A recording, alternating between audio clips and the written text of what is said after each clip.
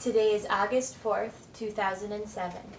I am Cassie Potasic, and it is a pleasure to conduct this interview for the Dakota Memories Oral History Project in Dickinson, North Dakota.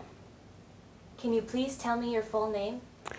My name is Pauline Wock Berger, and that's. All right. When and where were you born? I was born in Stark County, 1929, February 8th, near Dickinson.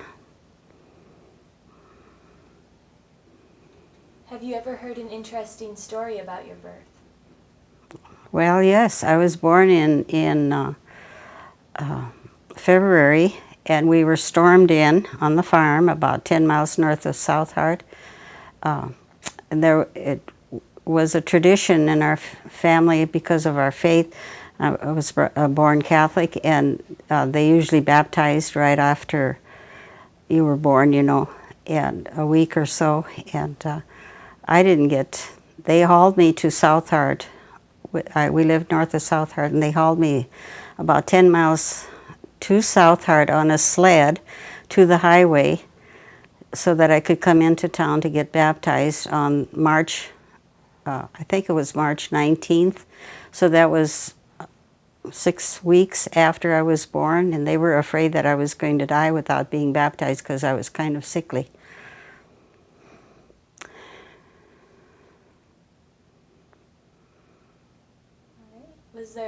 So there was no midwife or doctor present? I don't remember anything about that. I'm sure it was just a midwife that was there with Mom, and but snow up to over the roads anyway. You just couldn't get into town, or a doctor couldn't even get out.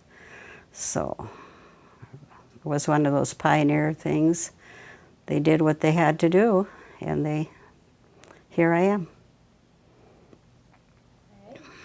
Can you share your earliest memories with us? Oh, gosh. My earliest memory is when they used to vaccinate for smallpox or something, and they would kind of make a little scab, or the older one in the family would go get the smallpox vaccination when it was toxic and little scabby. They would take that and scratch another child's arm and pass that vaccination. And I remember running away and I said, "Don't do that to me, don't do that to me." And that's the earliest memory I have of anything. I don't know how old I was. Might have been about 2, but that scared me. But I didn't escape.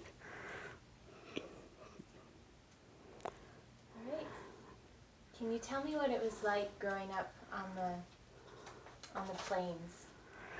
Growing up on the plains, it was, I remember a lot of dust, a lot of dirt, a lot of wind, a lot of, in the winter we had a lot of snow, hard winters, and in the summer we had to watch a lot for the thunderstorms, and the big winds would come up, the big thunderstorms and so on, and get the chickens into the chicken coop and make sure that all the kids were in the house or somewhere safe. And that was a job of the older of the siblings, the older the siblings were, they had that was their job, because Mom and Dad were in the fields and so on. So it was a lot of responsibility, but we had a lot of good times. We had a lot of fun, and yet at the same time a lot of responsibility. Good hard work. We learned to work at a very young age, take responsibility, and I think that helped me in my lifetime. Whatever came along, you learned to deal with it, because the parents were strong, and they taught us good habits. So, what was your favorite season in the plains? Oh gosh, we couldn't wait for Christmas when I was younger. We just couldn't wait. There were always little mystery packages here or there, mystery something showing up here or there. And the kids, the excitement of the younger children, I guess because I was one of the older siblings and always worked with the little ones, and their excitement just, my excitement plus their excitement made a lot of excitement. So it was Christmas, I think. Easter was another good time, a good festival, because we had, church was so prevalent, and we did a lot of preparation for during Lent and so on. We had special prayer times and so on until Easter Sunday, and then Easter Sunday brought on the Easter hats and the brand new clothes, and that's when you started wearing white shoes again. We didn't wear white shoes in the winter. We wore them in the spring. It was nice. Mom was kind of a fashion expert. She loved to dress us up. She had 8 girls, and there were 4 boys, and Mom loved to dress us in the latest fashions. And I remember it was a mandatory thing that we had to wear hats to school, to church. And so we had our frilly hats on Easter Sunday, and that was something really to look forward to. And we could go to church, and besides the Easter candies and so on. At that time, they had candies, chocolates, and so on more. You don't see that as much anymore, but we saw the chocolate, the Easter candy that had Christian symbols on them. They had candies made with, the chocolates made with in the shape of a cross with the flowers, you know, the beginning of spring, the kind of like a resurrection, and anything. They had a lot of Christian themes. You don't see that anymore on the candy that we did at that time. So, but 4th of July was another festival. It was usually really, really hot, and I didn't enjoy the rodeos at all, so it wasn't no hard thing for me to volunteer to stay at home with the younger children. Mom and Dad loved the rodeo. My mom loved the rodeo especially because she loved horses, and so they would, once in a while, not always, but once in a while, they would take a day off because July is a very busy month for farmers, and they would take a day off and go to the rodeo, and we could do what we needed to at home to just enjoy the day and relax more. That was it was a non-working day. You know, we could enjoy the day. That was kind of a holiday. So.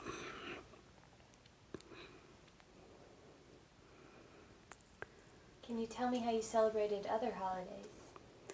Thanksgiving? Oh yeah, Thanksgiving was always a big one. Mom would she'd either do a big goose or turkey, and we always had enough family that we didn't have to invite neighbors or friends or anything in. It was just our families more or less, and we celebrated that. My birthday came in February, and I remember my siblings' birthdays were in other times of the year when they were too busy to do much about it, but my birthday was in February, and a lot of times we were snowed in, meaning too much snow to go anywhere except with the sled and the horses. And that was a good excuse for our neighbors to get together at our house for cake and popcorn. We made popcorn in the furnace. Dad fashioned a long-handled popcorn shaker. We had to shake the popcorn, and we could stick that into the furnace on the hot ashes and shake it and make popcorn. So we made popcorn and big cake and sometimes homemade ice cream. And How did you make ice cream? Oh, that was hard work. Well, first of all, we did the cooking. We prepared the ice cream with the cream and sugar and however we needed. And then we'd pack it in, we had an ice cream what we'd call an ice cream freezer, and we'd pack. The outside was a barrel type like, and then inside we had a canister with paddles, and we'd put that into the ice cream maker, into the barrel, and then we put ice and salt all the way around it. We'd pack a layer of salt and a layer of ice and so on and so forth. And then it got to be, then you had to churn it. It had a handle, much like a butter churn, and it had paddles inside the ice cream maker. And it wouldn't, one person, it was a two-man job because one person had to turn it and the other one had to sit to weigh it down. We folded up a rug, a scatter rug, and put it on the ice cream maker, and one of us had to sit on that while the other one turned because we needed that extra weight. And oh my goodness, was that good when we took that, opened that ice cream and took out that paddle, and somebody always volunteered to clean off the paddle, and that was the first taste of the ice cream. And we'd put the cover back on and let it set and harden some more in that ice and salt. Oh, and it got so cold. I don't know, it got so much colder than the ice cream is nowadays. It would make your head hurt if you ate it too fast. So, but that was ice cream.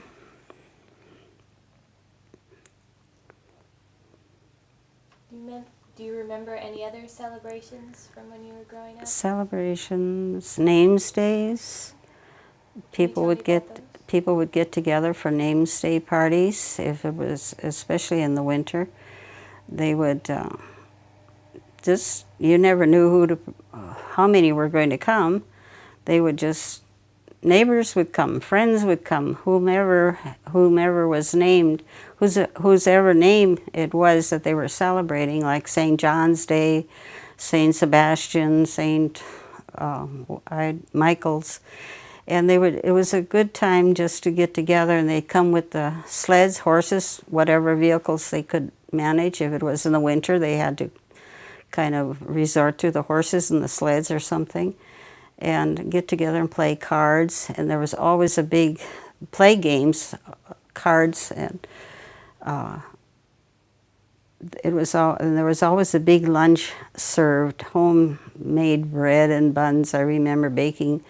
Mom would tell us we're going to have to bake a bunch of buns today, and we're going to get that ham out of the smokehouse, and we'll bake that ham. And we made baked we baked the ham for the sandwiches, and then we'd have homemade pickles and baked cookies and cakes and so on.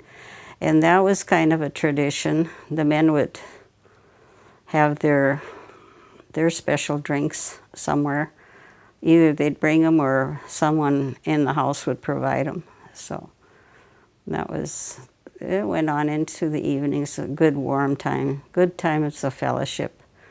And the lunch and the ham sandwiches in the buns were always the best, the homemade breads.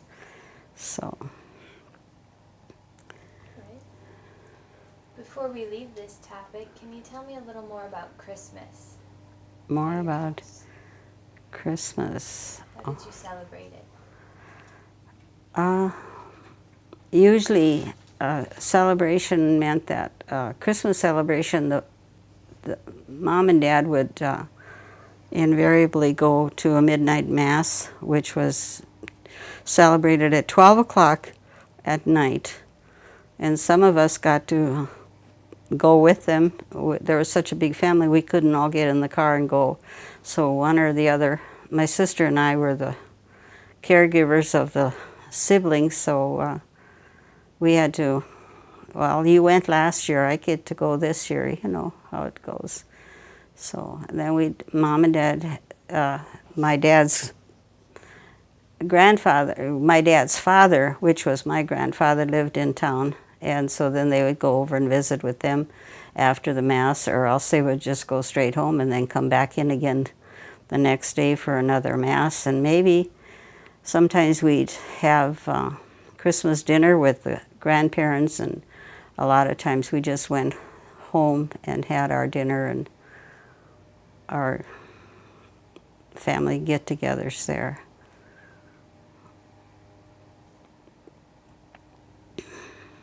Right. Do you remember anything else about holidays?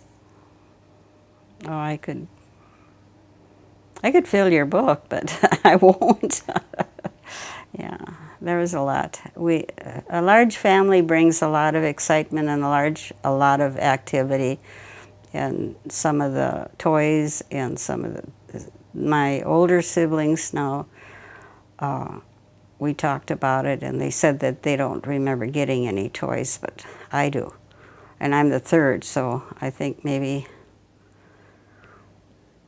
And then I remember the dolls that Mom bought. She'd order from Sears Roebuck catalog. And if we did get gifts, it was a lot of times clothing, something that we needed, like stockings or, those long underwear, where we had to wear the long underwear in the winter. Oh boy.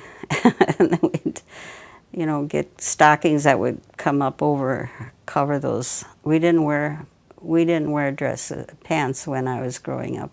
As girls, when we'd go out to do chores and so on, we would slip on a pair of pants and overalls or coveralls even, and we wore dresses. And so we had to cover our legs, and that was cover our legs with those long underwear and big brown long stockings. So with the underwear, stockings with the bumps in them, where we couldn't get the underwear rolled smoothly around our legs, so there was a bump here and there. Oh, how we hated that. So.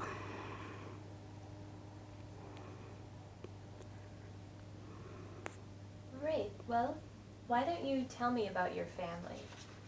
Tell me about your parents. Oh. My parents were hard-working, very hard-working. Came through a lot of trauma with weather, and a lot of, I remember in '36 when the grasshoppers came and when they had the drought, my dad was very conscientious. He had family and he was concerned, and he said, never again am I going to experience the shortages, So he diversified a lot. We raised a lot of chickens, so we had eggs and chicken. Then he raised hogs, and we did a lot of milking and had our own beef, and we planted a big garden, although in the dry years it didn't do much. But there was always, they were so conscientious, both Mom and Dad, and they worked together very hard. They worked as a team, and that's the thing I remember about Mom and Dad so much is the teamwork, they had to for survival, and then engage the children and engage the rest of the family to help. And we all learned to work really hard from young on. Mom and Dad were hard workers, and they led the way. They showed us how to work and taught us how to work and expected us to help. So, and we were never bored. When I hear the kids say nowadays, oh, I'm so bored, I thought, I was never bored. I can't ever remember being bored, because there was always something to do. And then if we weren't busy doing something, we manufactured something. We manufactured something to do. By that I mean that we found something that we could play with or occupy our time with and stuff. Yeah, so that we weren't bored. We didn't sit around. So. What kind of games did you play? Mm-hmm. Oh boy, we had our own baseball team, that's for sure. We didn't get much time to play that. And my dad made, he was really he liked to do things for the kids and in his own quiet way. He wasn't bold about it or anything, but he was kind of there, and he did this and that for us. And one day he took a buggy wheel that was still on its axle.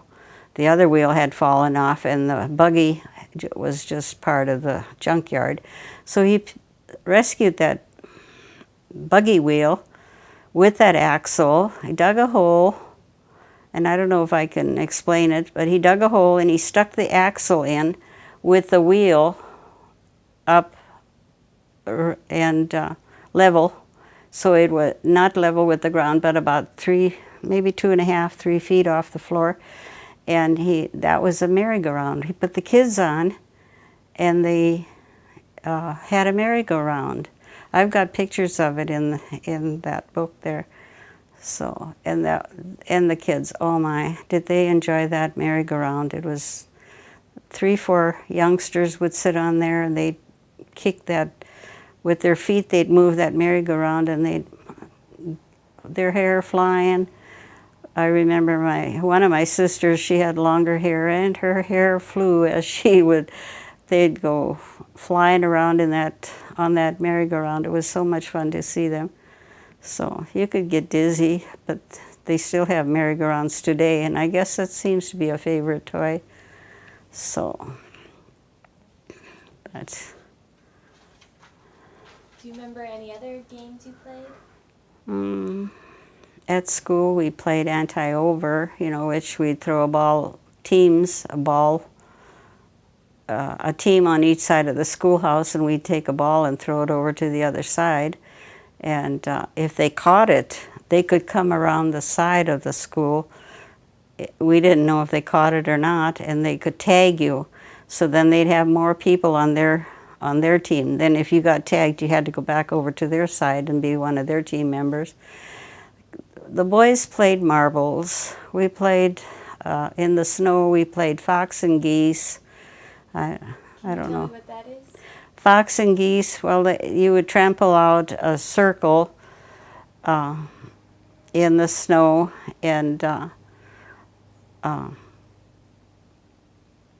I'm just trying to think how it went, but there was a fox, and these were the geese, and then you had spokes to the middle, and you tried to get away on the fox. So if he came at you, he had to follow the tracks. You trampled out the tracks in the snow, and if he came at you with from one spoke, you could either run around or go to the spoke and go through and hide, get away from him on the other side. It was a lot of chasing. The fox was always after the geese. And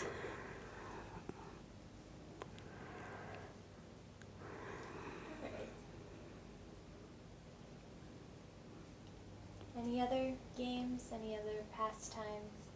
Pastimes in the winter, like I said, my sisters and I and Mom we either crocheted, knit, darned socks, or tatted. Mom taught me how to tat, which I've forgotten how, but we used to make some of the nicest lace, for around dresser scarves and so on. And we had a radio, but we didn't have electricity when I was still at home. But my dad had a battery set up. He had set up a charger, a wind charger, and he had a set of batteries downstairs, and if the wind blew a lot, he could fill those batteries. But we had, I remember early years, we had the kerosene lamps, and you had to work with that. But we did have a radio, and we could put the radio on and embroider or sew or whatever we did in the evenings. Mom and Dad didn't like it when we weren't doing anything, so we did a lot of embroidery and a lot of sewing, darning socks and so on. And what programs did you listen to on the radio? Oh boy. During the day we listened to soap operas, and nowadays they would be considered clean. But my dad thought some of them were a little raunchy, so he didn't especially appreciate it when we did watch the soap operas during the day, like, I can't think of the names now. But then in the evenings, we'd try to listen to the radio and listen to country western music coming out of Texas. And it was, I remember the radio announcer kept saying, "This is Del Rio, Texas," and then he'd put on his country western music, and it was entertaining. And while we were sitting around hugging the lamps so that we could see, and but we did have, after a while, we did get electric bulbs and have some electricity where it made a difference, such a difference. And REA came in, and everybody on the farm then, I think it was 1948, when REA came in and flooded the whole country with bright lights, and that was such a delight. And then electrical appliances came in. Whereas when I was growing up, we had an ice box in the kitchen, and in the winter, the guys would go out and they would go out and cut ice blocks out of the dam and haul them into an ice house, which was underground under the blacksmith. And so we'd bring that ice in. They covered with straw and keep it. And as long as we had ice in there in the summer, we could bring ice in for the ice box and keep our food cool. But before that, we had to hang some of the things down in the well, to keep them cool. And so mostly, a lot of time was spent just being preserving ourselves, taking care of our basic needs, and we were kept quite busy. And like my sister and I and my older brothers, two older brother, and we did a lot of helping around the farm and helping around with Mom and Dad. So we didn't have a whole lot of time to play games or have entertainment. The music in our family was a phonograph and the radio. We had a wind-up phonograph, and that cranked out some screechy music. Mom and Dad would go to town. They'd do their shopping on a Friday. They'd go to town, and out comes the farina, which is a cereal. We'd sprinkle a lot of that on the floor so the floor got slippery. Took out the phonograph, wound it up, and put some records on, and had the best dance you ever did enjoy. We had a lot of fun that way, and we'd make sure we tried to clean things up before Mom and Dad got home, but they knew by the way the floor looked that we'd been dancing and so on. So fudge, Mom and Dad would go to town. They'd take the cream because that was the income, Mom's income. That was, I think, a lot of women that was their income for the family, to sustenance in the grocery store and in clothing. And so, but we'd always, when we'd get the cream cans ready to go to town, we'd always skim off a certain amount of cream so that we could make our fudge. And I don't think the folks got a half a mile away from home and the fudge was already ready to go. Sometimes some of the girls were remembering that we burnt the kettles. We burned the fudge and burned the kettles, and one of the gals said that they threw their fudge out in the snowbank, because they couldn't get the kettle clean. So they left the kettle out there, and in spring, Mom found the kettle. Oh, okay. So, but that was good. Mom knew she didn't want us to stop, but she kind of went along with the game. Yeah, I know they're making fudge when I'm gone, because sometimes one time or two they would just turn around after they got the mail, which was over the hill, and come back, and of course we'd see them coming, so we tried to clear up the evidence, and it was still there. Mom could walk in and feel the sugar on the floor, and Dad would say, "It smells good in here. It smells like brownies," you know. But that was their way of letting us know that they knew that we did this, and they didn't stop us. So. Did you ever get into mischief when you were younger? Oh, well, that was part of it. That was part of the mischief. I don't recall. Oh, yes, I recall. Not so much the girls, but the boys. It was all, Mom and Dad would go to town, and my older brother, he was such a cowboy. Oh, he was such a, oh. And they would keep the calves at home. You know, we'd take the cows down to the pasture, and you know, when they'd leave, the guys would go get the calves and put them in the barn, in the corral, and it seemed like the neighbors all knew Mom and Dad are going to be gone, so they'd come over too to watch the rodeo. The boys would ride the calves and have a real rodeo. We knew that wasn't right, but that was something that happened at our house. My brother, they liked horses. My mom loved horses. My dad had always had horses. My brothers loved the horses. And so our entertainment, we all rode, and we all could run a buggy. We could all run a sled, you know, and cultivators, and we just grew up with horses, and we used them and we enjoyed them, and you had to take care of them, and they were good. We had a stubborn one. We had to go to the neighbors to get water because our water was dark. Our water was like coffee. It was soft. Yes, it was evidently a coal vein or something. And so we had to go to the neighbors to get our white water because we couldn't wash clothes with our dark water. We couldn't cook with the dark water. It was soft and had a lot of sodium in it, and it would discolor. Potatoes, you wouldn't eat them if you saw them cooked in the dark water. They just were unpalatable. And I remember we used to sometimes hitch up old Bill on a buggy and put the barrels, 30, 50-gallon barrels, on the back of a buggy, and I remember this particular time that I went back to the dam, and I backed the buggy into the dam, and from the back of the buggy I loaded up the barrels of water, and when I was ready to go, I said, "Come on, Bill, giddy up, Bill."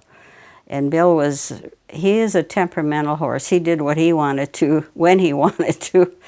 And so he wouldn't go. He kept backing. The more I said, "Go, giddy up, Bill," the more he backed into the water. Pretty soon we were up to the bottom of the buggy in water.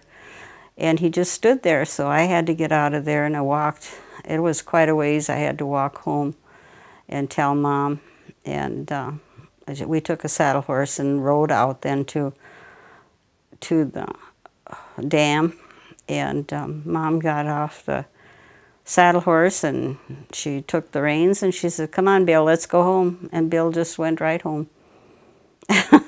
And I don't think I ever went back there for water anymore. Then we went to the neighbors and got water because Bill wasn't reliable. So that was tough. That was a hard time. I'll remember crying all the way home because the horse was too stubborn. So,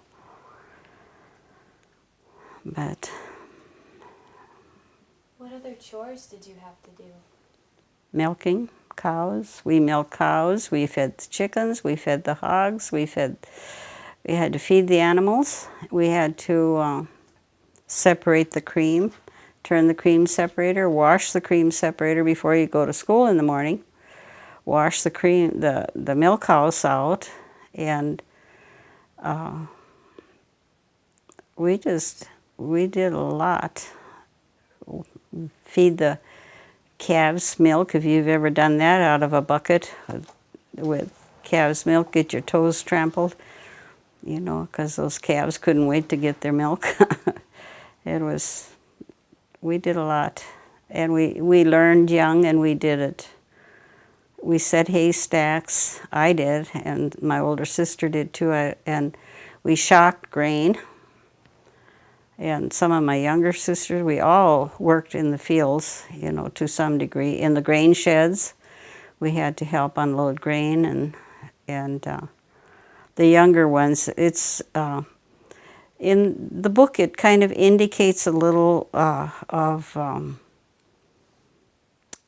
kind of a little span where the older ones did this, and then the younger ones tell of what their experiences were when they did that.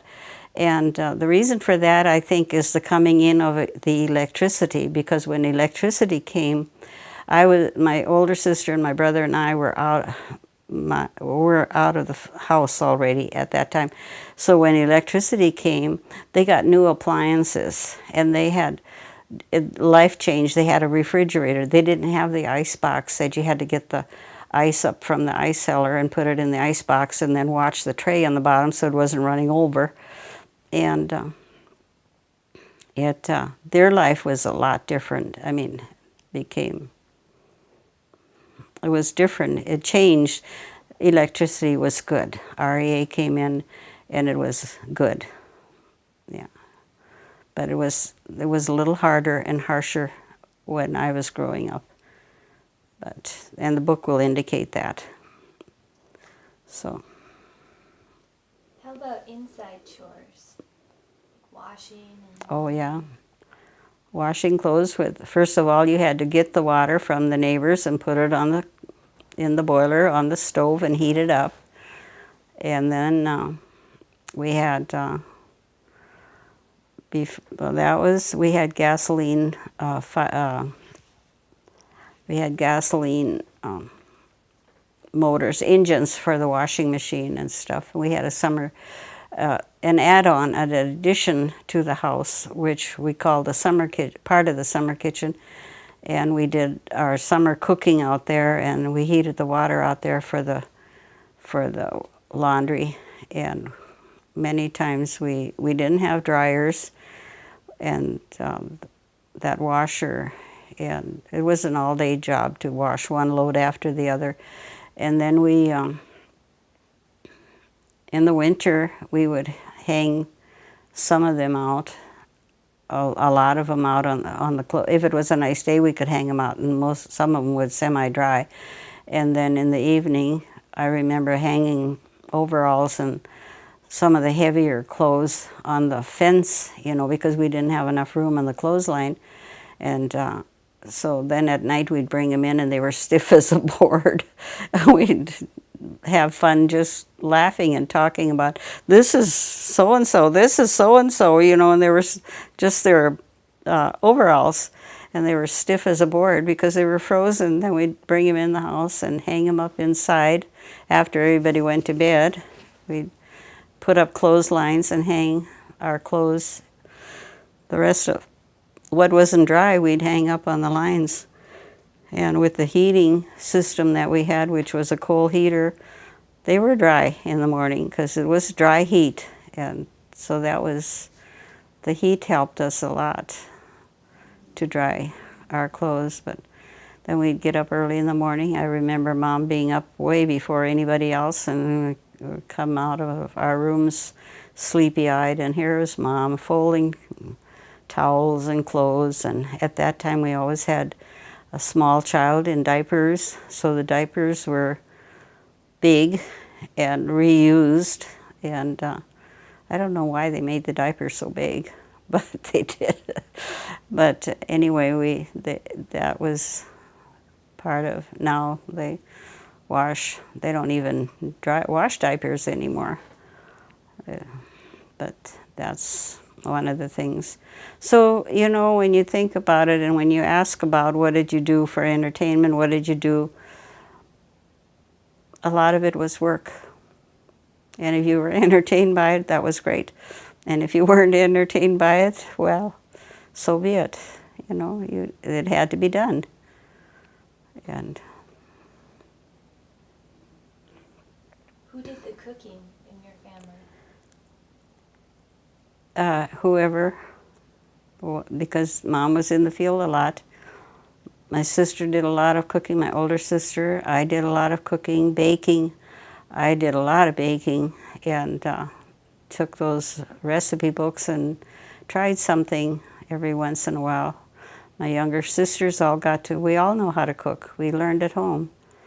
And some liked it and some didn't. You know, some of us enjoy it more than others. I didn't enjoy cooking that much. I'd rather go outside and work in the yard and in the garden. Mom always had a big, big garden. We had at least an acre of a garden. We'd grow every kind of vegetable there was, corn. And besides that, we'd have a special spot where we would, two places where we'd alternate growing potatoes. And we always had a truckload or more of potatoes that we'd pick up in the fall. It was a Saturday, hoping school kids, you know, school was out, we didn't have school, so it was, okay, today's going to be potato picking day. Dad would pick them, plow them out, and we'd have to go along and pick them. Oh, we just hoped it wouldn't rain that day. It was a lot of hard work because you lugged those, you fill those sacks, and then Dad would come along and my brother, and they would come along and pick the big sacks up on either a horse-drawn wagon or I don't remember using the pickup in the fields, especially when it was wet, you couldn't get through. And then we put them down the potato chute, you know, downstairs.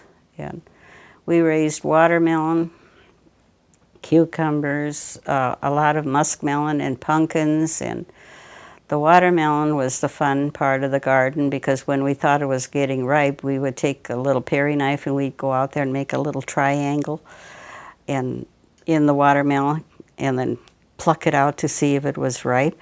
If it wasn't, we'd put that little stopper back in the watermelon and go on to another one. And many times we'd just go out in the watermelon patch and have a snack. We had corn on the cob. Mom always grew sweet corn, and so we always enjoyed the sweet corn and every vegetable. We did a lot of canning. We did a lot of jelly making. If you really think about all of the activities that we did, there wasn't much time for play. We had to enjoy what we were doing or didn't enjoy it. So, but radishes, Mom always tried to get the first radishes in the spring, you know, and the lettuce, and Mom and my aunts had kind of a contest going. Who had we ate radishes already.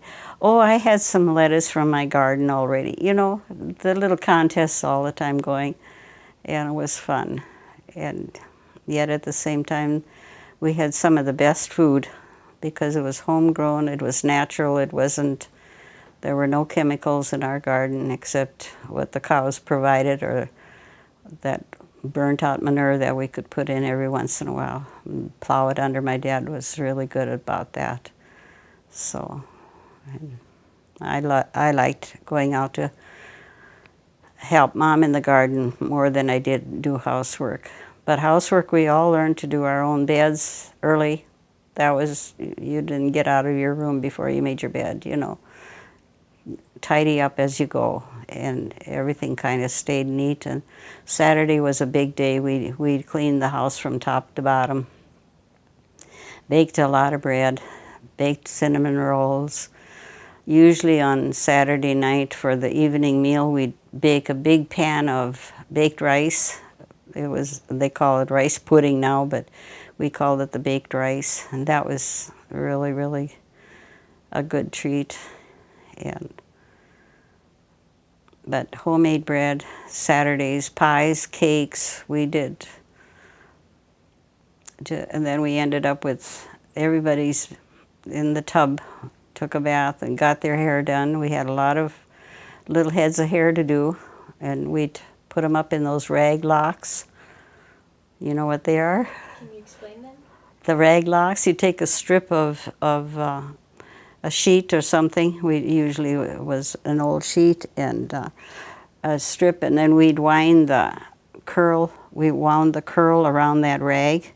Then we'd wrap that rag back up and tie it up here, and that shaped the locks. And so we did locks so everybody was ready for church in the morning. Polished everybody's shoes, make sure all the shoes were polished. We had a line of shoes that would have seemed like a shoe store because there were so many, and everybody's shoes were lined up and cleaned up and polished and ready for Sunday morning, if they went to church or not. Their hair were done and their shoes were polished, and Mom had such a fashion mind that they all had beautiful, crisp little dresses, which we washed and ironed and starched, during the week. It was just self-sustenance, and yet it was a lot of work.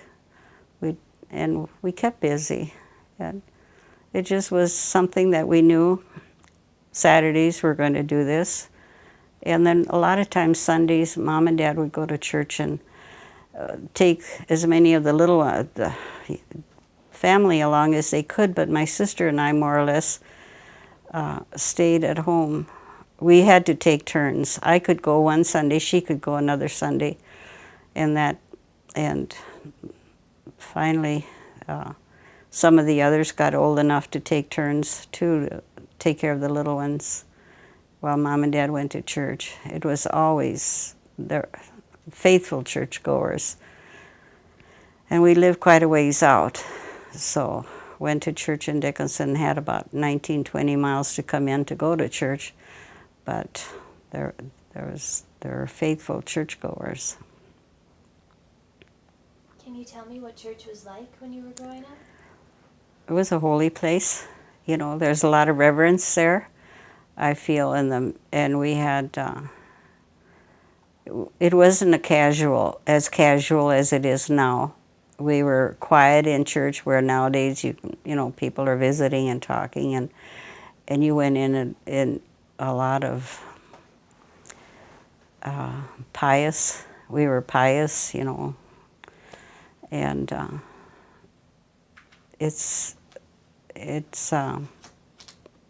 reverence, a lot of respect, they had, at our church, we had a wonderful, wonderful choir, and at the 10 o'clock Mass, and we went to a Catholic church, the Mass at 10 o'clock was in German, and they had this choir that sang these beautiful, beautiful High German songs, and it was a lot of reverence. I remember that.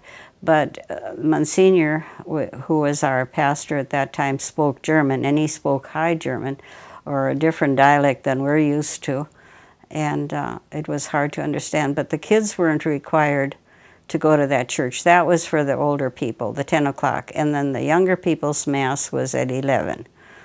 And while the parents were in church or at Mass, at 10 o'clock, the younger kids, like those of us that came from the farms, had catechism classes. We went to catechism class during the 10 o'clock Mass. And then we went to the 11 o'clock Mass. And in the summertime, we'd go, Grandpa and Grandma lived across the street from church, from the school, but it wasn't very far from church. And we'd go there for meals, especially in the winters and fall. But in spring and summer, the Mom and Dad would go buy a ring bologna and a loaf of white bread, boughten bread. That was a treat. Although we had the best bread on the farm, didn't know it, but it was a treat. And then we'd go downstairs at Grandma and Grandpa's and make Kool-Aid, and we'd have our lunch, and folks would go visiting, and then we could enjoy our friends for a few hours too. We enjoyed the kids from the catechism classes, which were other little farm kids like we were, So we became friends.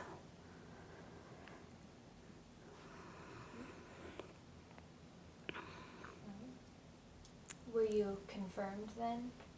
Well, yes, we made our first Holy Communion on White Sunday, which is the Sunday after Easter, and there was another time when we'd get our instructions and be confirmed, yes.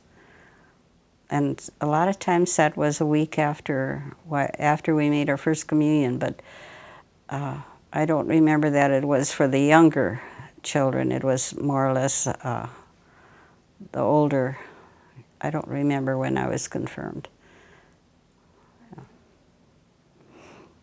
How about First Communion? First Communion was quite a celebration.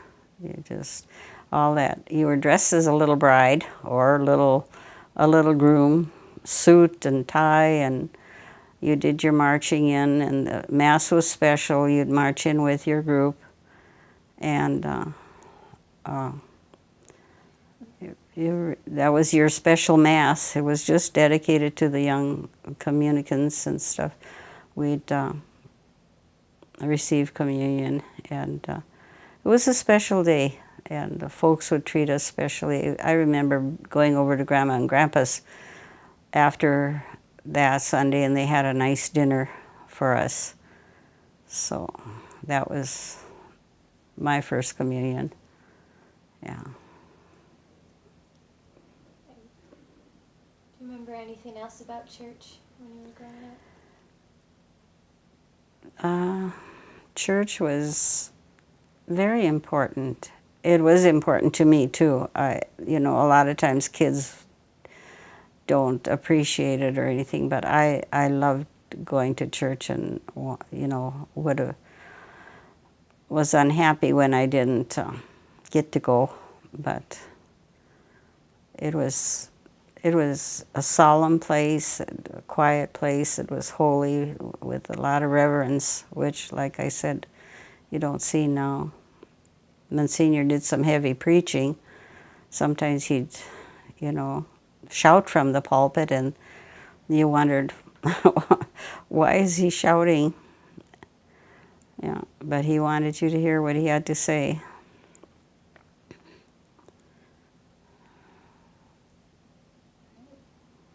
You've mentioned your grandparents. Can you tell me their names? Lawrence, Wock,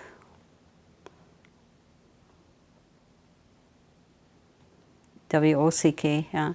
And this was my step-grandma.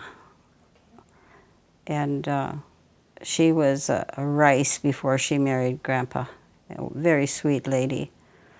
Grandpa was a very dedicated, very religious person. I remember him, I lived with him for a while when I was taking instructions for my first communion.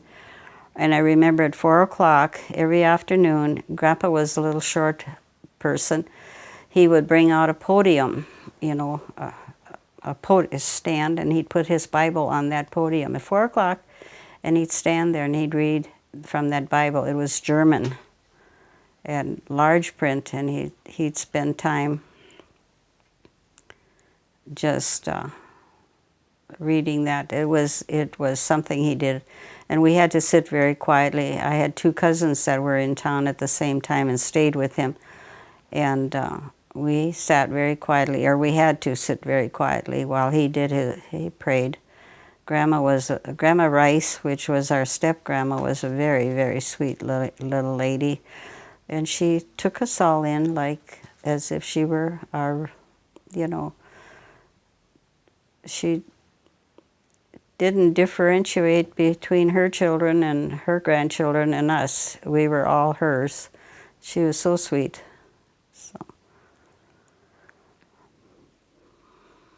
made the best chicken noodle soup that you ever did see. And I liked the vegetable soup too, but my favorite was her chicken noodle soup. She made homemade noodles and boiled the chicken and made the soup on Saturday, and always had a big feast for us on Sundays. Folks and aunts and uncles would bring in garden, you know, like Mom always had garden vegetables and stuff, so she'd always bring garden food, you know, garden food and to eat, to add to the meal and stuff. So homemade bread, her homemade bread was out of this world. I remember her, and we made homemade bread at home too, but it just seemed like Grandma's bread was better. And I would come home from school when I stayed with them, go downstairs. They had a little bread box downstairs, and they had that homemade bread in there. And I'd go down and I'd take 2 slices of that homemade bread and come up and eat it. And Grandma thought that was the strangest thing. I didn't put jelly or butter or anything on it. I just ate that homemade bread. And after she realized that I was going to be eating bread after school, she'd always make sure that there were 2 slices sliced. You know, you had to slice as you ate.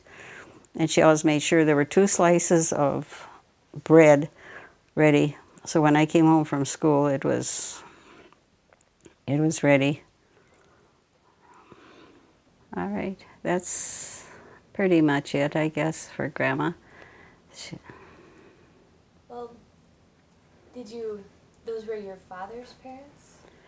That was my father's father and stepmother. Yeah, she came along after.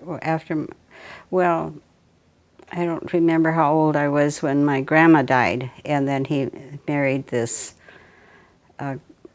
other grandma. Okay. So. Did you know your mother's parents? No, not really. My mom's grew up in Mandan and Sweetbriar, in that area. I vaguely remember Mom's Mom's dad, but and the stepmother. I think I probably was maybe 2 or so the last time I saw either one of them. We weren't too much in communication, or there wasn't too much visiting going on, because at that time the roads were, it was hard traveling. Mom said it took a whole day to get from Dickinson to Bismarck because of the rutted roads and the poor transportation and so on. And so they didn't come up very often, and the folks didn't go down very often, and I must have been very young because I hardly remember them at all. All right. Were there any aunts and uncles that you were particularly close to? Well, we had Mom's sister and her brother, but they all had families of their own, and my aunt was she lived in Washington, Puyallup, Washington, and her children, and my uncle Matt lived down in Mandan. We did a lot of I guess you can't say it was very often that we got together, but weddings, funerals, that's about the hard part about, even today, families don't get together like they used to, especially if they live a distance, from each other. It's funerals and weddings that you see each other, and that's the hard reality of the way life is anymore. At that time, it was the transportation and the time it took to get together. And today, it's everybody has a job. The wives have jobs. The husbands have jobs. And families are so involved in their circle of activities, and it's hard. And even at this day and age, we still say, when we see each other at a wedding or a funeral, this is about the only time we get together, unless we have a family reunion. Make time to have a family reunion. And then a lot of times, some of them are still missing. They can't all get there. So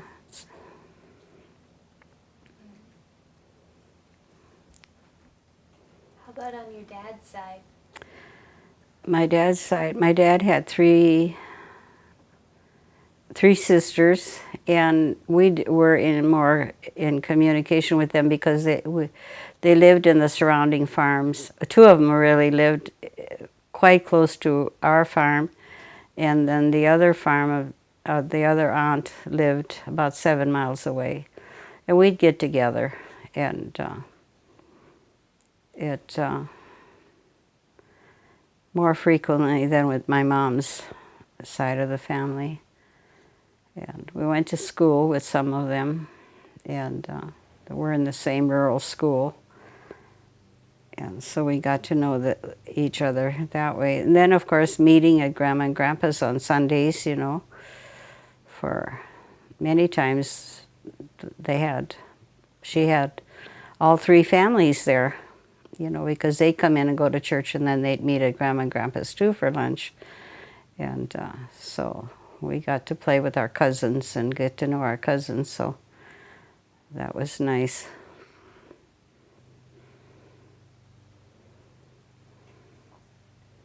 Is there anything else you'd like to add about your extended family?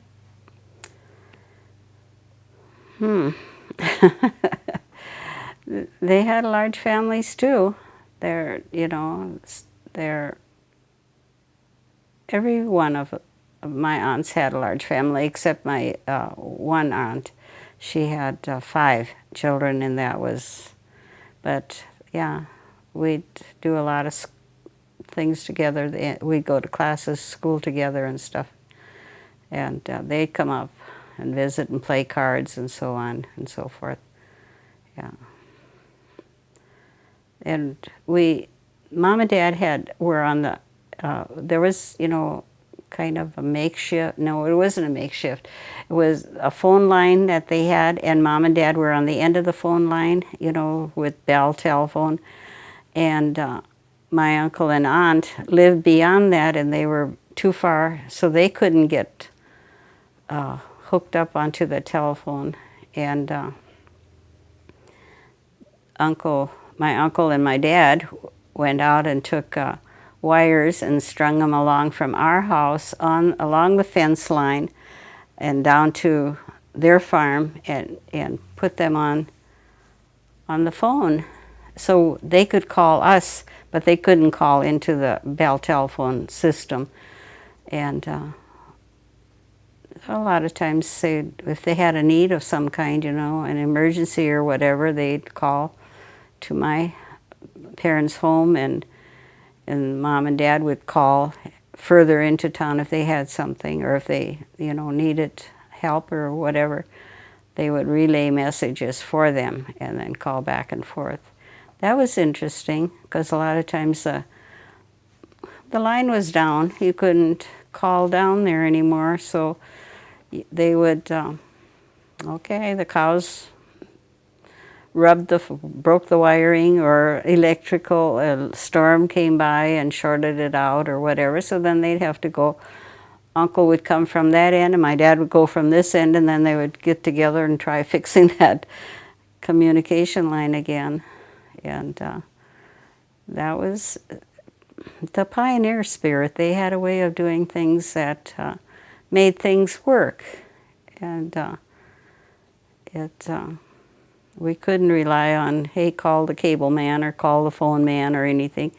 They had to figure things out and do what they could to maintain and keep communication open.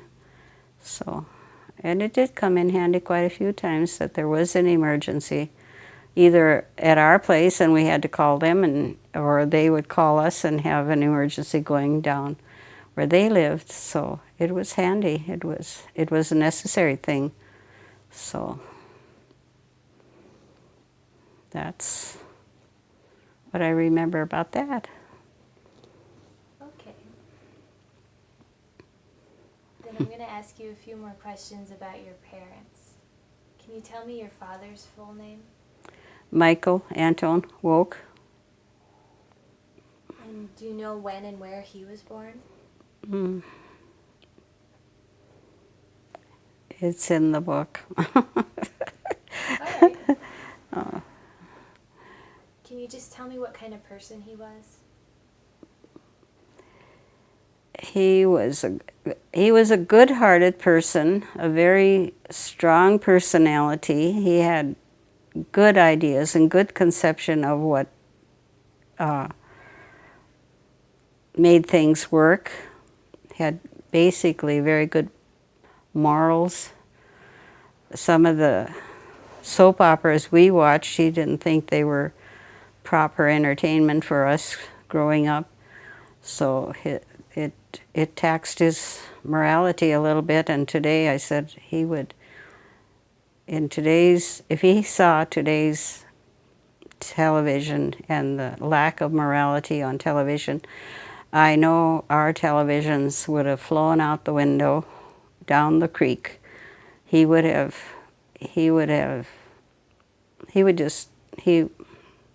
basically very strong morals, very strong personality, hard worker.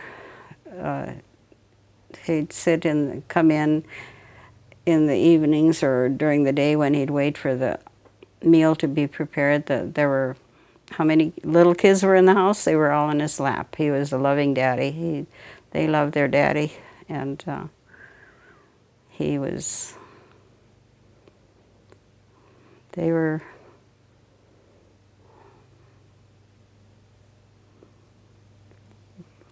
always on his lap.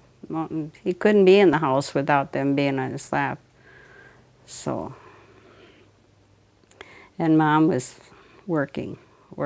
She worked. She's a hard worker. She was a team player. She and Dad, they were team players. They got where they were they got to where they were by being team players. They helped each other. Mom worked hard side by side with Dad, and they were one.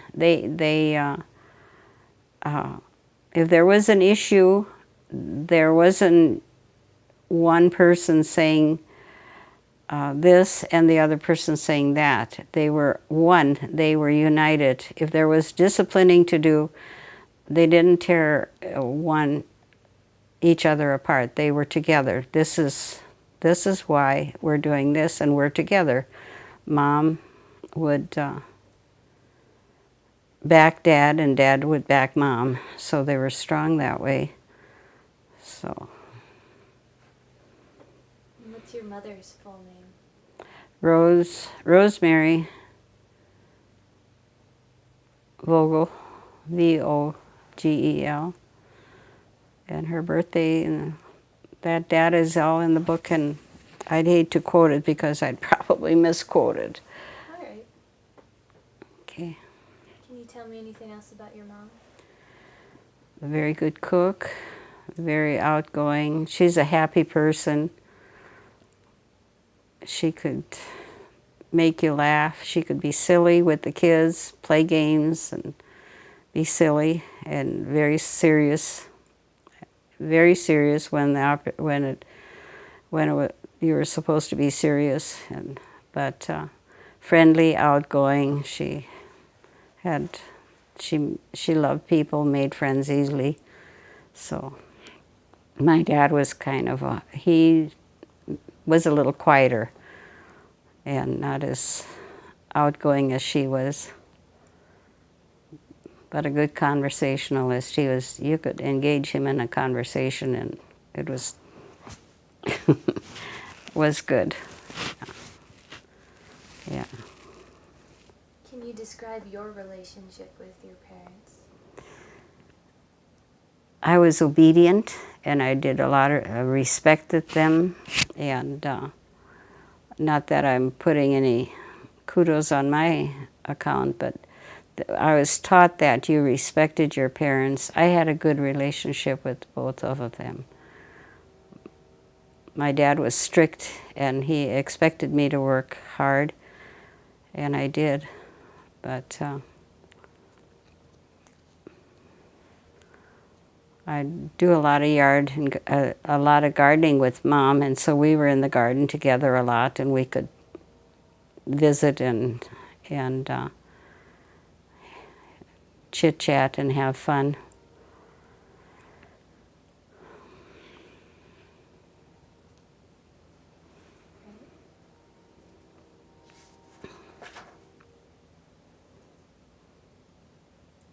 Which one of your parents were you closest to? I guess my mom, because I worked closer with her than I did with my dad. My dad was tougher. He was a guy, and he was masculine and tougher, and he, kept his status as a father. And Mom, I guess between Mom and Dad, it would have been Mom that I was closer to. And even when my dad was sick when I was older, and Dad had a stroke, I did help Mom take care of him a lot. So I spent some time with both of them, and I spent a lot of time with Mom too after she got sick. And it was just the way it went, I guess. So. Can you tell me how and when your father died? My father had a stroke when he was, I'm not sure if he was 60. I think he died when he was 67 or so. Don't quote me on that one, because I'm not one to memorize or remember dates and times, but I remember he had a stroke and was quite ill for quite a while. And he died in the hospital, and I happened to be working that same day that he was on that same floor, and in that I had just taken care of him, and a few minutes later was called into the room where he had expired.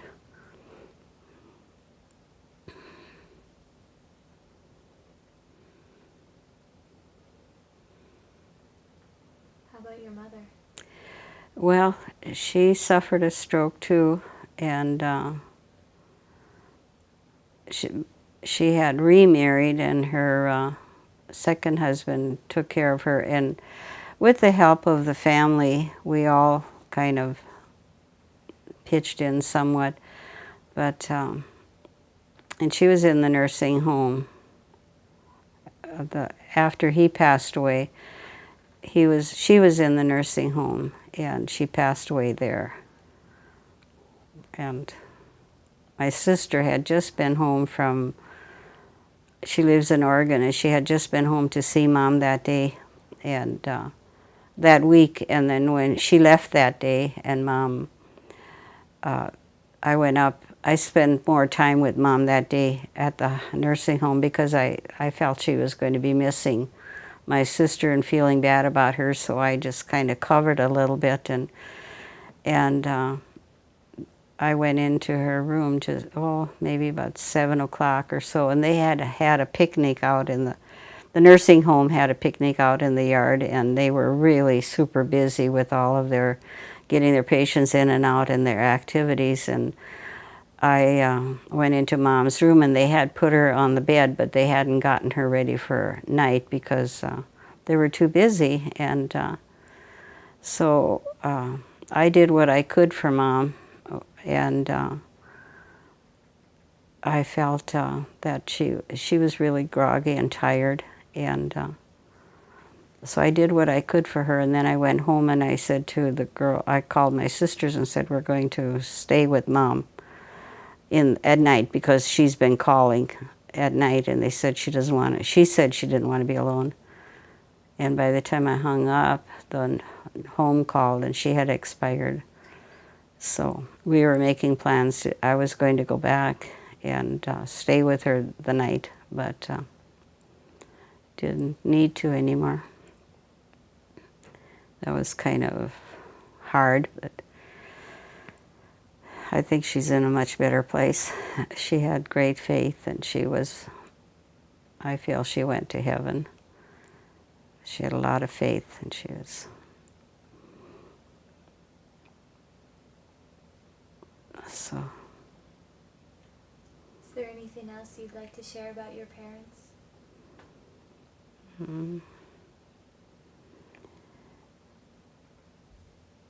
Well, they had a happy home. We had a lot of kids. The home was happy. There were activity continually. Somebody, and they took interest in it, in every one of us. We all got our amount of attention, and some of it was you deserve that, and some of it was just because I love you. But yeah, discipline. We were disciplined, and we were expected to obey and help each other. But we were we were happy. Always something going on. Always somebody joking and laughing, and mealtime was sometimes hilarious.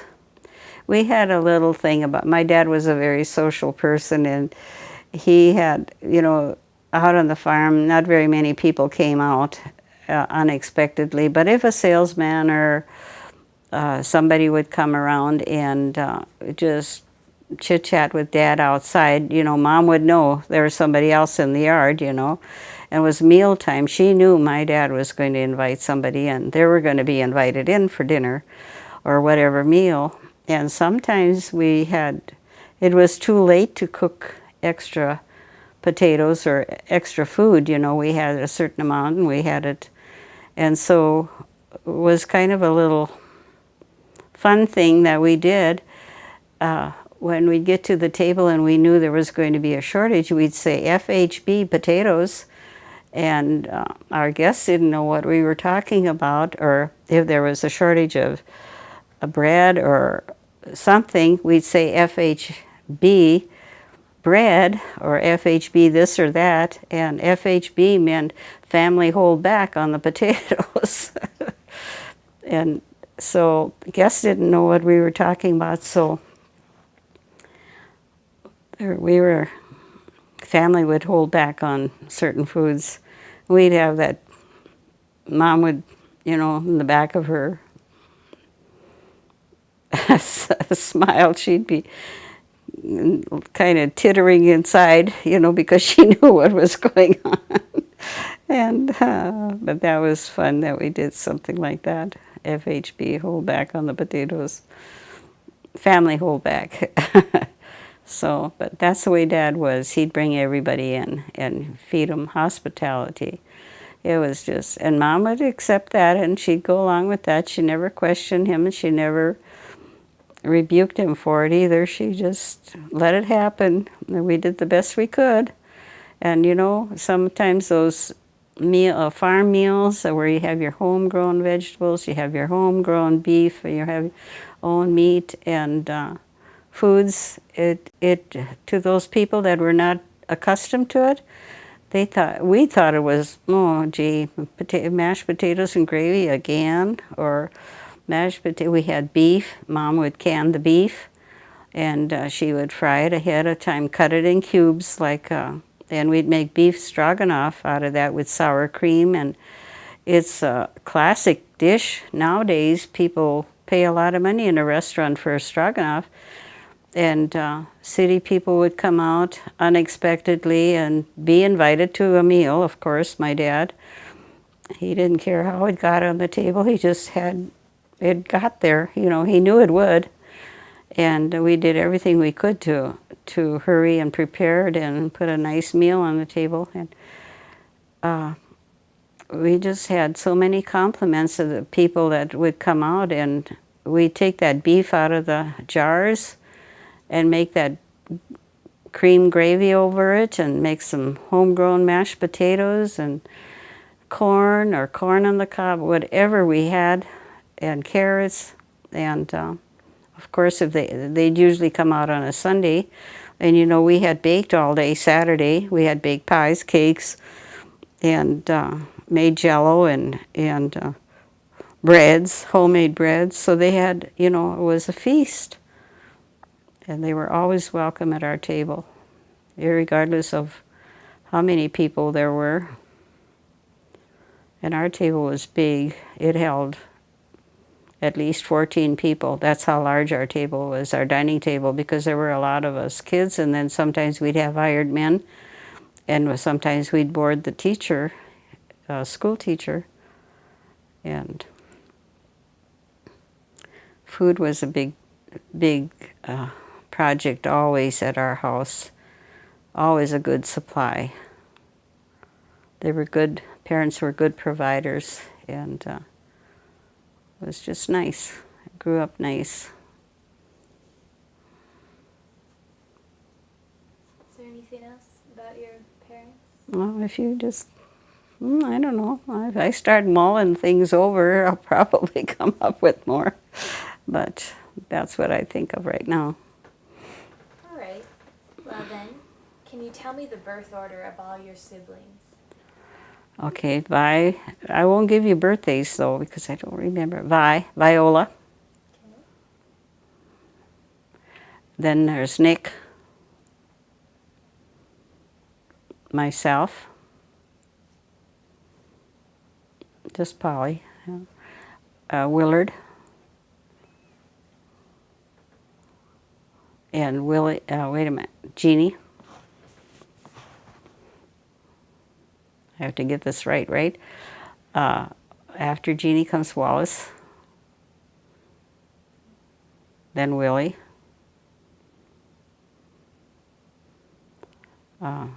Eileen, she's the bookmaker, and let's see, Gina, hope I'm getting this right, Bernadette,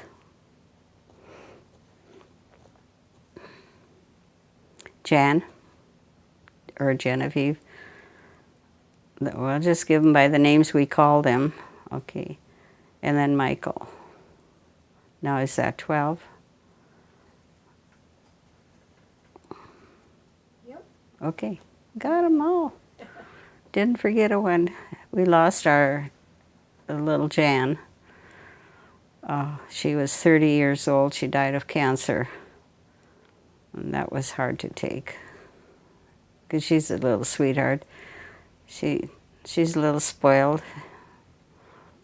Because she was the youngest on the next to the brother, and she's a sweetheart. She could charm you. She was a charmer and charmed you. She could get you to do anything for her. She was just such a light little sweetheart.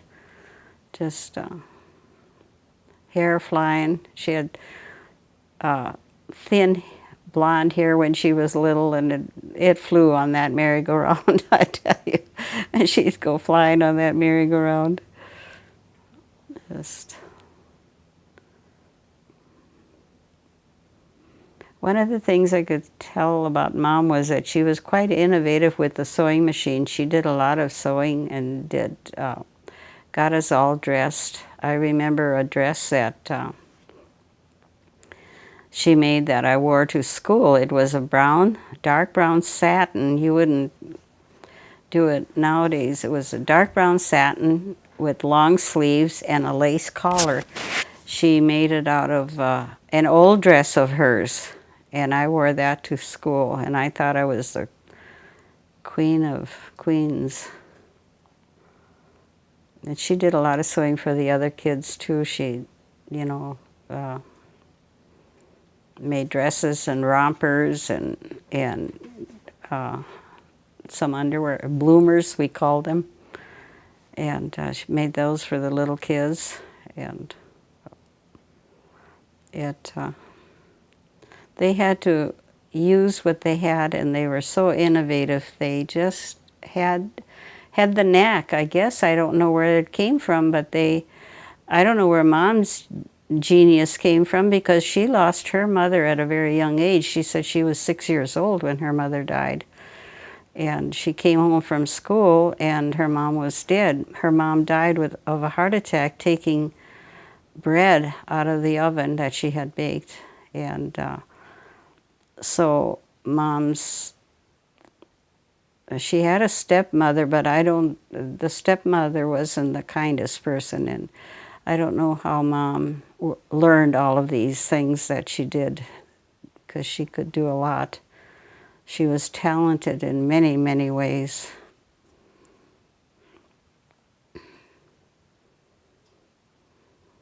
Okay.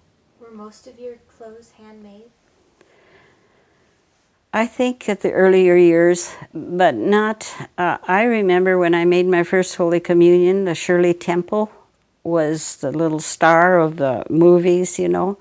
And when I got ready to go, or Mom got me ready to go to school in town, the parochial school, so that I could make my first communion, she bought me a whole set, at least 6 Shirley Temple dresses.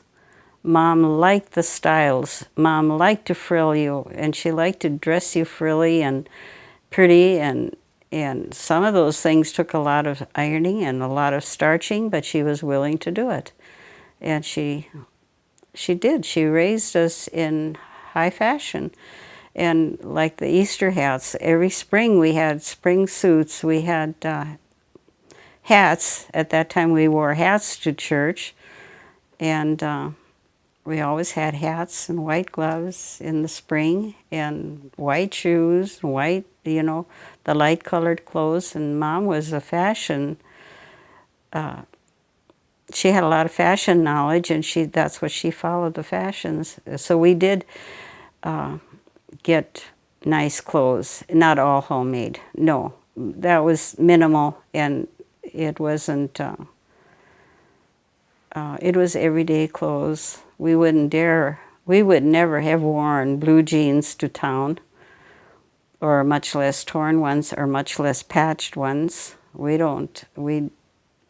always had our dressier clothes when we went to town, and our dressier shoes. We had everyday shoes, and we had dress shoes. So that's how I grew up.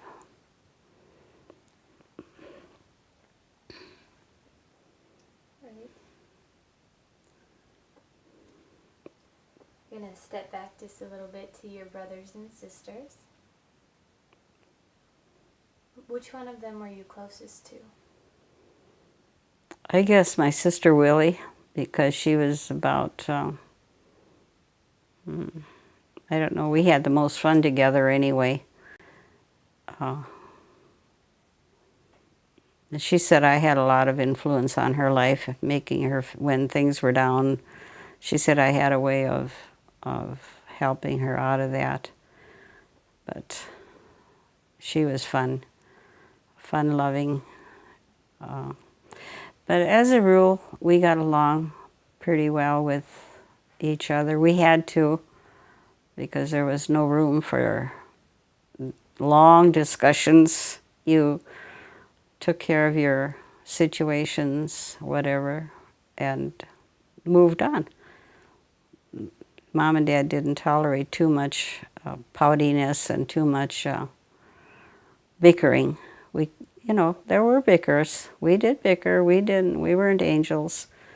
And there were scraps and scrapings, and some of the other kids would probably be a little more verbal than I am about it. But I always said, let the good times roll, and the bad times, walk over them. You know, let the good times roll. Live in that era instead of, it's no fun living down in the downs. So, but Nick was the big brother. And I think I got along fairly well with Nick. And he was the adventurous one. He was the leader. he active. Oh man, he worked hard. He is a hard-working young man. And my younger brother Willard was, he's a mischief maker. He was, I think we called him Mr. Mischief. I'm not sure, but he was mischief and always had something going. In fact, to the point that and you'll see it in the book too, that he deodorized skunks. That yeah, that's daring. They were hunters too. They loved to hunt. And at that time, you could go out in the fields and hunt at night, especially hunt jackrabbits. I don't think it's allowed anymore. But in the winter, when the rabbits would turn white, then you could go out and hunt them at night, and they did a lot of that. And ride, like I said, horses and break horses, and you saw horses were very prominent in our family. We had a lot of horses, and we had them for pets, but we had a few for pets, but mostly they were work horses and for riding. And I would, the girls, we would ride horses. We were always horseback. I didn't ride bareback. I didn't like it. I couldn't stay on a horse bareback. But my sisters did. I don't know how they did it, but they did. And we always had saddles in case you wanted a saddle. And Mom did a lot of horseback riding too. She loved the horses. Dad did too, but I think Mom rode more than he did because Dad didn't take time. He had if he wasn't in the fields or somewhere, he was in the shop doing the mechanics and so on. So we had a bike, which we all shared, and I took the bike up to the mailbox one time and was coming down a hill from the mailbox to the house and about killed myself. I rode into, the gate was, at the bottom of the gate, at the bottom of the hill, the gate was closed. It wasn't closed when I went up, and I don't know who closed it, or there wasn't anyone around, and I saw the gate, and I didn't know how to stop I didn't know how to brake, so I turned out and into the cornfield, and I scraped myself until the bike stopped, and tipped over. I was pretty scraped up, pretty banged up, and then I went in the house. No one said anything. No one indicated that they had seen what had happened. Nobody said anything. I went upstairs, and it was hot, and I laid on the bed, and I never did this ever before, that go to bed and take a nap in the middle of the day. And I fell asleep, and I didn't wake up until after chores. And I don't know. Nobody called. Nobody said anything. Everybody was going to bed for the night. I didn't have any supper. They didn't call me to eat, anything. Nobody ever said a word about what happened to me when I took the bike from the mailbox down, crashed.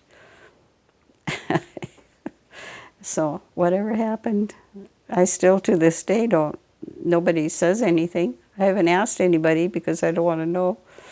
But falling asleep through chores and through supper, that was so unlikely that I still ponder it today.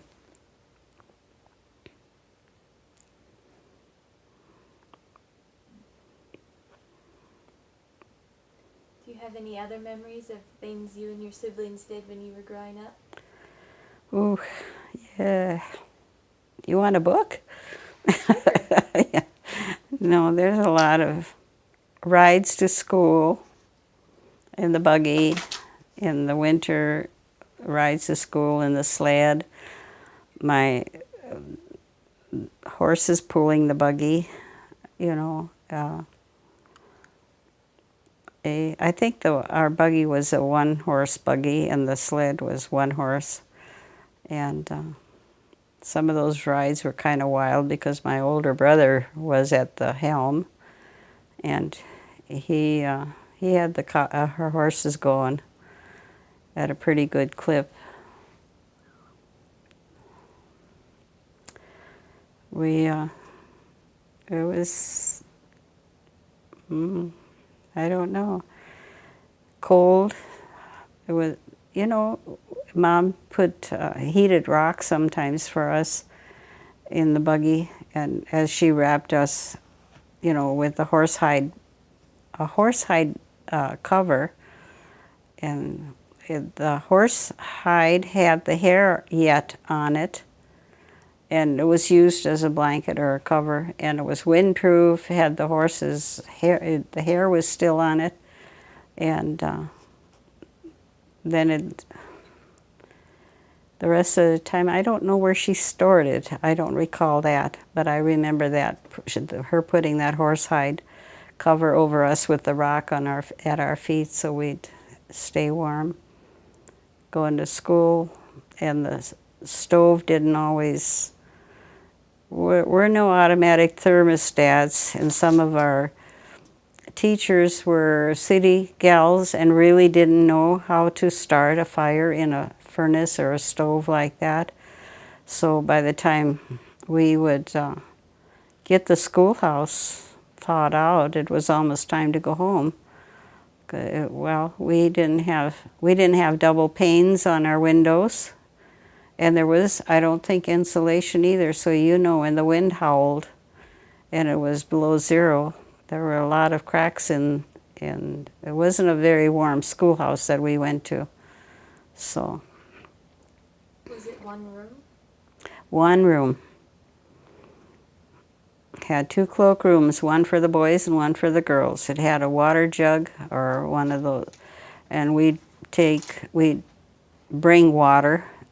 We couldn't bring water because we didn't have white water, so some of the families would bring water, or the teacher, wherever she stayed, she would fill the jugs up with water. But if there was water left over at night, the next day it was frozen solid. And then it took a while for that to thaw again, and was wet mittens. We'd play out in the snow and get our mittens all wet. Then we'd drape them over the stove,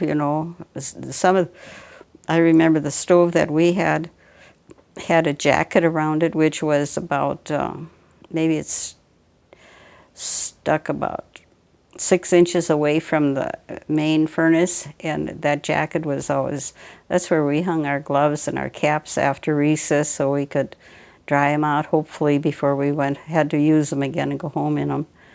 So it was always, and we knew that if we didn't put our gloves there, they weren't going to be dry, and then we'd take the consequences. So we had to learn. A lot of times we learned the hard way. It wasn't pleasant, but we learned.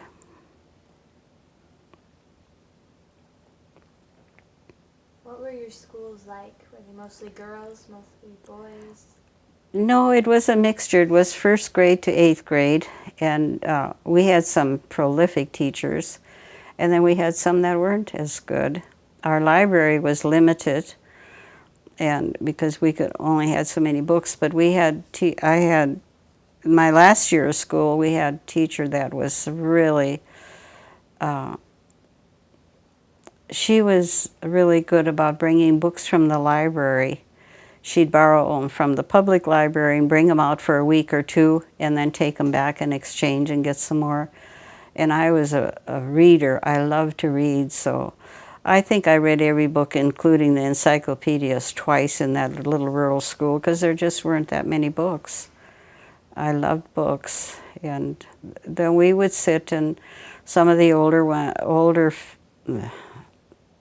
pupils would help the younger ones with their lessons and with their writing or penmanship and spelling. And when you didn't have a class, if you were through with your work, you could go see go over and help the little ones. And it was just like they had a little tutor, you know, and that worked out really well. And we were very patriotic. We learned about the Constitution and what they teach. It was a complete school, a complete teaching, and sang patriotic songs and so on. We were a full-fledged rural school and a good school.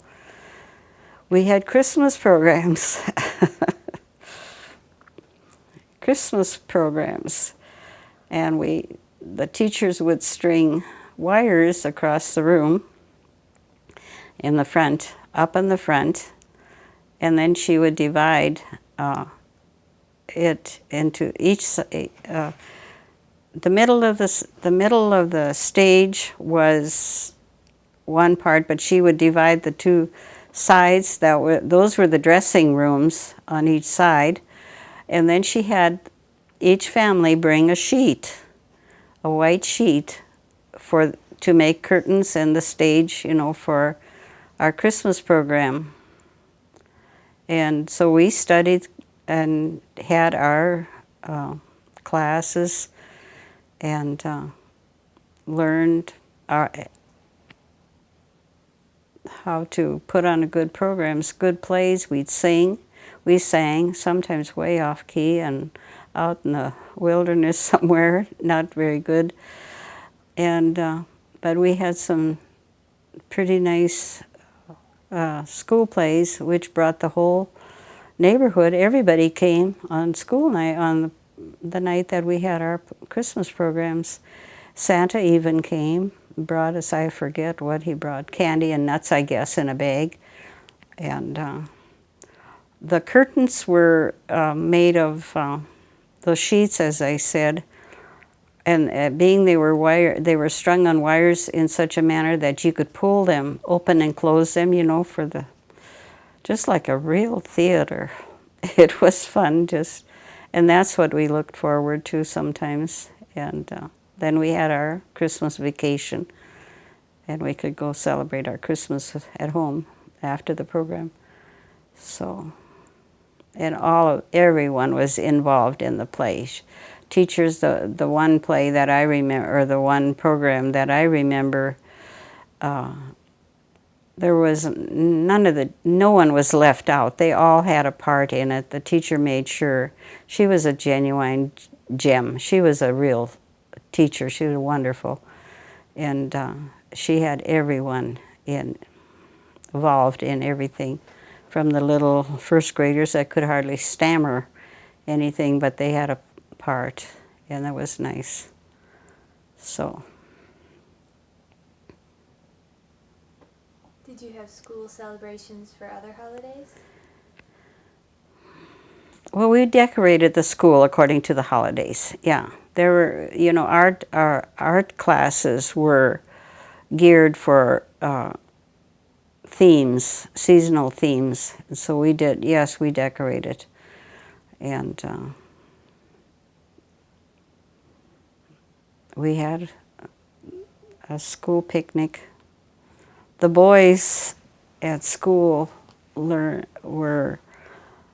they became hunters, and they hunted gophers. We had so many gophers on the prairie, and they hunted gophers. And sometimes they would take our precious, precious water and pour it down the hole and bring the gopher out with trying to drown him, and they'd come out wet. But our precious water was gone too, so we'd alert the teachers many times. The boys are going to use the water, and the teacher would have to stop them. But they did the hunting.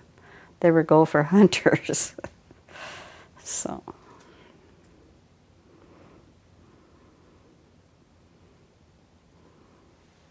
Did you have a lot of homework at school?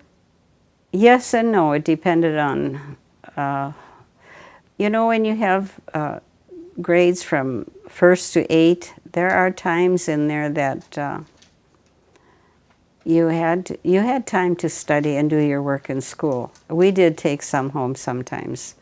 I don't recall taking a lot home and doing it at home. But yes, we were assigned homework and so on.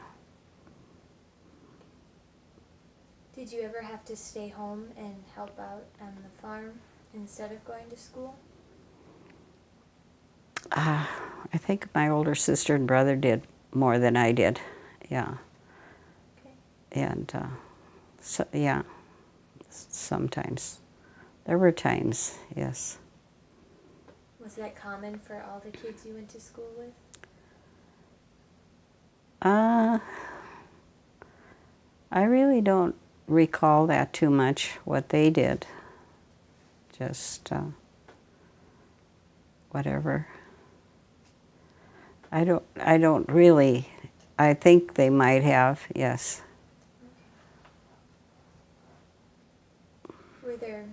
Did you speak English in school, or did you ever speak German?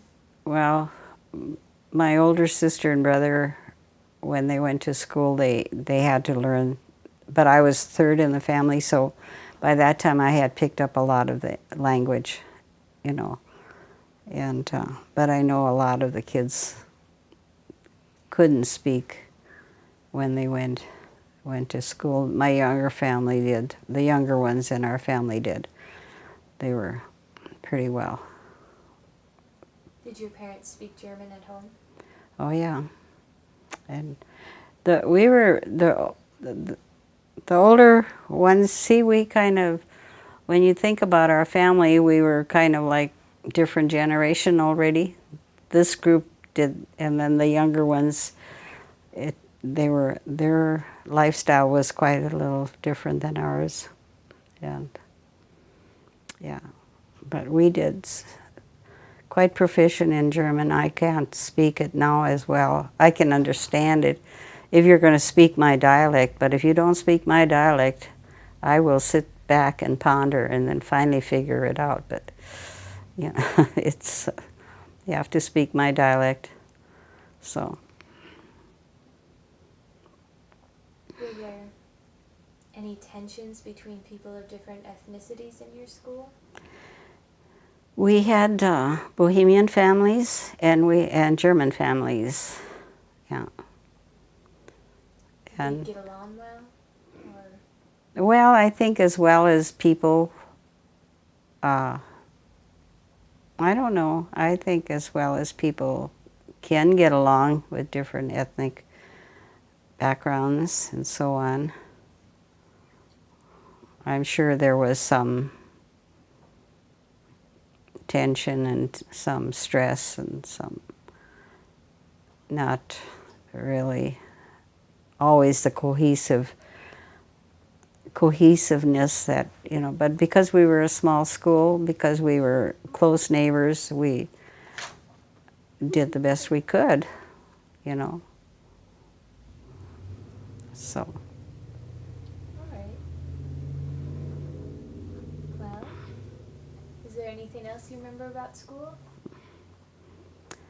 School days, good old golden rule days, reading, writing, arithmetic, taught to the tune of a hickory stick, yeah. Well, it depended on the teacher. Some teachers were stricter than others, and some teachers used a different type of discipline than others. And some, I think, some were pretty strict and a little bit too powerful, using their power a little bit too freely. But overall, I would say school was a place you learned and a place you could either enjoy it or you didn't. And if you applied yourself and studied and read the books and discovered things outside of your little world, which was a big deal because we didn't have the videos and the TVs that we do now and the learning capabilities or the learning facilities that now you can practically educate yourself at home without. But, you know, the social part of it was, you could make friends or you could be on the other side always causing friction between ethnic groups, like I said, there were Bohemians and Germans, and if you wanted to, you could make the friction, and if you didn't, you could live peacefully. And I think that the choice should have been all peace, but it wasn't always all peace. There was friction and stuff, but we made it. We're still friends, still know a lot of the kids, yeah. So. Did you go all the way through the 8th grade? Mm-hmm. Yeah. Did you have a graduation ceremony? I don't recall that. I think maybe there were only 3 of us that graduated or something. I don't recall anything special about graduation. And then after that, I was kind of needed at home or something, and the only education I got after that was correspondence courses. And I never did get a diploma for that either. But I feel that I made it in this world with as much as I knew. So.